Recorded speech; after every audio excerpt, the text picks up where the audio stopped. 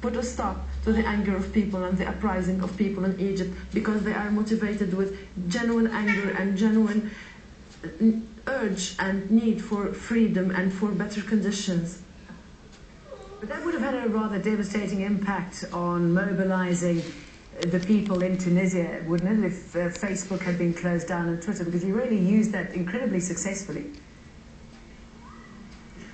Well, the internet played a role in the mobilizing people in Tunisia, but even when they shut up the pages on Facebook and the events and the groups, we always found a way to hack into it and to stay connected, but they did never shut down the internet connection totally, so that didn't happen in Tunisia.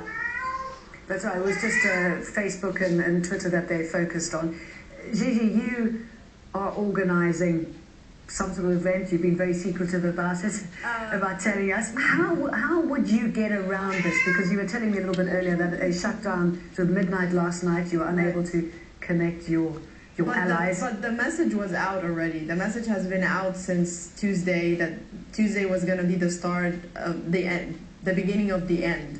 And it's going to continue on until the demands of the people are heard. And okay, but how have you been communicating? How's the word been spreading so quickly? Well, up until last night, people were still using Facebook and Twitter just like through proxies, even though Twitter was down, and phone calls and messages and everything.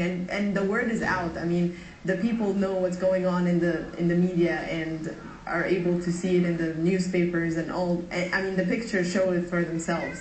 And people, Friday. Yeah, exactly. Friday prayer is a day where Egyptians collect on the street, regardless if they have Facebook or Twitter.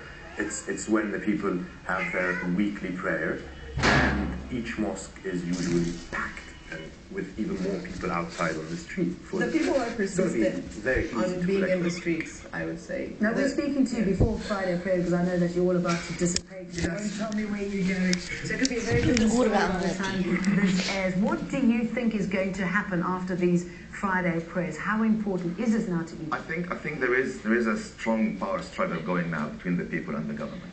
I mean, whoever lost, whoever stands their ground is going to win. The government is using the cards very quickly. They're doing things that should take weeks. They're doing them in days. I mean, what's next? Curfew? I mean, that's easy. People will still go down. What do you go next? You take the plane and leave. And I think they're just making things easier for us. You don't have really to go out and convince people how weak they are, how corrupt they are.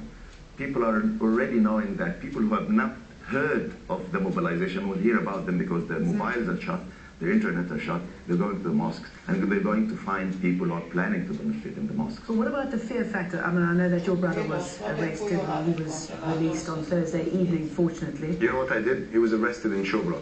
Yeah. I went to Maidan al-Tahrir and I shouted against Mubarak. That's the result they made me do when they took my brother, because, you know, I'm a man of reform. I like the change. I want the change. How does it feel, though, sorry, as an Egyptian, to be shouting out for the first time ever? We're sick of this. I've had enough. It's not the first time for me. No, but you're calling down for the government to step down. On such levels, though. On such levels.